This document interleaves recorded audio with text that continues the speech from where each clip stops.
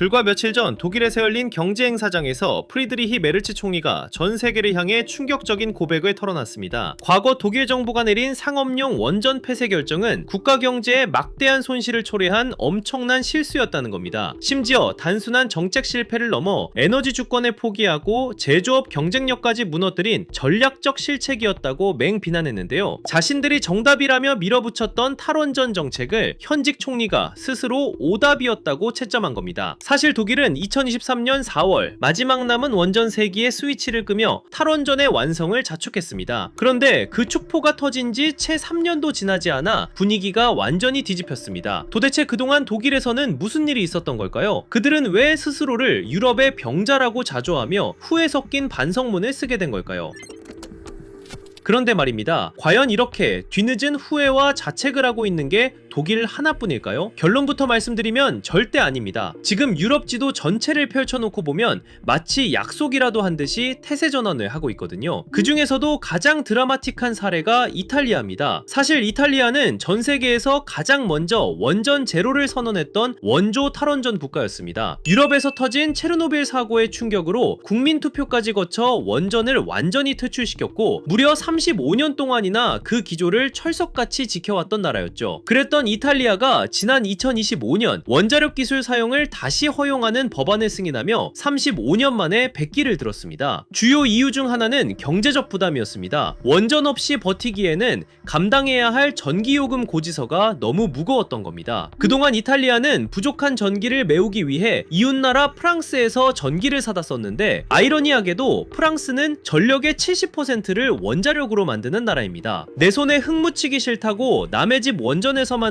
전기를 비싼 값에 사다 쓴 거죠. 이 모순적인 상황을 무려 35년이나 지속해온 겁니다. 벨기에의 상황은 더욱 긴박했습니다. 여기는 아예 2003년부터 법으로 탈원전을 못 박아두고 차근차근 원전 폐쇄를 준비해왔던 나라인데요. 20여 년간 공들여 유지해온 이 국가 계획을 지난 2023년에 완전히 뒤집어 버렸습니다. 가동을 멈추려던 원전 2기의 수명을 무려 10년이나 연장하기로 전격 결정한 건데요. 22년 동안 고집해온 국가의 대계를 하루아침에 철회할 만큼 벨기에가 마주한 전력 안보의 위기는 심각했습니다. 단순히 가격 문제가 아니라 당장 원전을 끄면 국가 전체가 멈출 수도 있다는 공급 부족의 공포가 법조차 바꾸게 만든 겁니다. 북유럽의 환경 모범생으로 불리는 스웨덴의 사례는 더욱 전략적입니다. 스웨덴 의회는 에너지 정책의 목표를 기존의 100% 재생에너지에서 100% 화석연료 없는 에너지로 바꿨습니다. 말장난 같아 보이지만 이건 엄청난 차이입니다. 재생에너지만 고집하지 않고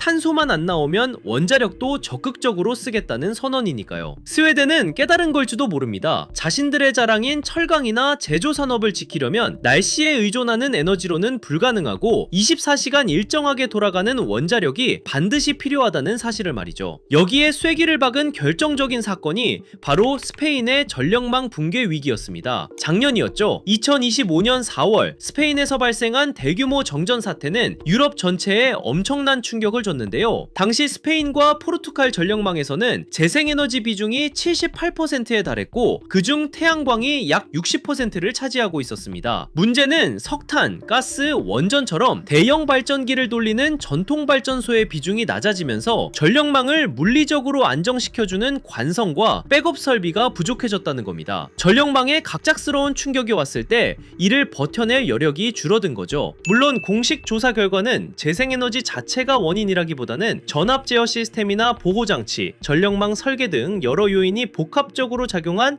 시스템 실패였다고 밝혔습니다. 하지만 이 사태는 재생에너지 비중이 높아질수록 전력망 안정성을 위한 기술적 보완책이 반드시 필요하다는 점을 부각시켰습니다. 가격 부담을 겪은 이탈리아, 공급 안정성을 고민한 벨기에, 산업 경쟁력을 우선시한 스웨덴, 그리고 시스템 안정성을 경험한 스페인까지 유럽 각국이 원전으로 방향을 선회한 배경에는 각자가 마주한 현실적인 어려움들이 있었습니다. 그런데 왜 하필 지금 유럽 전역에서 동시다발적으로 이런 변화가 일어나고 있는 걸까요? 사실 유럽을 흔든 세 가지 거대한 파도가 있었거든요. 기후변화, 전쟁, 그리고 AI. 이 세 가지 변수가 어떻게 유럽의 에너지 지형을 바꿔놓았는지 하나씩 살펴보겠습니다. 첫 번째 변수는 아이러니하게도 그들이 그토록 외치던 기후변화였습니다. 원래 유럽에게 원자력은 환경 파괴 유일하게 주범이었습니다. 그런데 탄소 중립이라는 과제가 떨어지자 상황이 묘하게 돌아가기 시작했습니다. 2050년까지 탄소 배출을 제로로 만들어야 하는데 태양광과 풍력만으로는 도저히 그 속도를 맞출 수가 없었던 거죠. 석탄은 더럽고 가스는 탄소가 나옵니다. 결국 탄소를 뿜지 않으면서도 안정적으로 대량의 전기를 만들 수 있는 원자력이 재조명받기 시작했던 거죠. 유럽연합이 녹색 분류 체계인 텍소노미에 원자력을 포함시킨 것도 바로 이 때문입니다. 원전은 친환경이 아니다 라고 외치던 그들이 탄소를 줄이려면 원전도 녹색 에너지로 쳐줘야 한다며 스스로 기준을 바꾼 거죠. 결국 기후위기를 막겠다는 그들의 도덕적 목표가 역설적으로 자신들이 버렸던 원자력을 다시 호출하는 첫 번째 명분이 되었습니다. 두 번째 변수는 바로 2022년 발발한 러시아 우크라이나 전쟁이었습니다. 이게 결정적인 안보 트리거가 되었습니다. 그 전까지 유럽은 러시아에서 파이프관을 통해 들어오는 값싼 천연가스에 의존하고 있었습니다. 에너지는 그냥 돈 주면 사는 상품인 줄 알았죠. 하지만 푸틴이 가스 밸브를 잠궈버리자 유럽 전역은 패닉에 빠졌습니다. 에너지가 곧 상대를 굴복시키는 무기가 될 수 있고 남의 나라 에너지에 의존하다가는 내 나라 국민이 얼어 죽을 수도 있다는 공포를 생생하게 목격한 겁니다. 이 사건 이후 유럽의 에너지 정책 우선순위가 달라지기 시작했습니다. 아무리 태양광을 많이 깔아도 밤에는 전기를 못 만들고 가스는 수입선이 끊기면 당장 문제가 됩니다. 반면 원자력은 연료봉만 확보하면 외부 상황과 상관없이 자국에서 안정적으로 돌릴 수 있다는 점이 재평가받기 시작한 거죠. 전쟁을 통해 에너지 자립이 곧 안보와 직결된다는 인식이 퍼지면서 원전 재검토 움직임이 빨라졌습니다. 마지막 세 번째 변수는 바로 지금 우리 눈앞에 펼쳐진 AI 시대입니다. 기후변화가 원전 재검토의 계기를 만들고 전쟁이 에너지 안보 논의를 가속화했다면 AI는 전력 수요 자체를 폭발적으로 끌어올리고 있습니다. 챗 GPT 같은 생성형 AI가 똑똑해질수록 전기 소비가 기하급수적으로 늘어난다는 건 이제 잘 알려진 사실인데요. 과거 데이터 센터와는 비교도 안 되는 규모의 전력이 필요합니다. 더 큰 문제는 이 AI 데이터 센터들이 24시간 멈춤 없이 안정적인 전력을 요구한다는 겁니다. 날씨에 따라 발전량이 달라지는 재생에너지만으로는 이런 수요를 맞추기 어렵죠. 실제로 마이크로소프트는 사고로 폐쇄됐던 3마일 원전을 다시 가동하기로 했고 여러 빅테크 기업들이 원전 확보에 나서고 있습니다.